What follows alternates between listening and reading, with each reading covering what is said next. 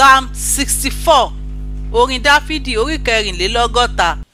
Ọlọ́run, gbóhùn mi nínú àròyé mi, pa ẹ̀mí mi mọ́ lọ́wọ́ ẹ̀rọ ọ̀tá nì, pa mí mọ́ lọ́wọ́ ìmọ̀ ìkọ̀kọ̀ àwọn ènìyàn búburú, lọ́wọ́ ẹ̀rúkèrúdò àwọn oníṣẹ́ ẹ̀ṣẹ̀, ẹni tí ń pọ́n àwọn wọn bí ẹni pé idà, tí wọ́n sì fa ọrún wọn lé láti tafà wọn, àní ọ̀rọ̀ kíkorò, kí wọn kí ó lè máa tafà ní ìkọ̀kọ̀ sí àwọn ẹni tí ó pé.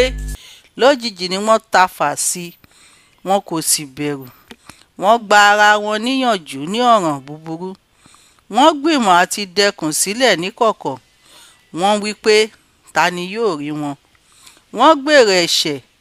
Wọ́n wí pé, àwa ti parí èrò tí a gbà tán, àti ìró inú oníkúlùkù wọn àti àyà wọn ó jinlẹ̀.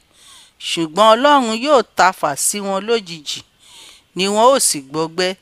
Bẹ́ẹ̀ ni ahọ́n wọn yóò mú wọn ṣubú lu ara wọn. Gbogbo ẹni tí ó rí wọn yóò mì orí wọn, àti gbogbo ènìyàn ni yóò máa bẹ̀rù.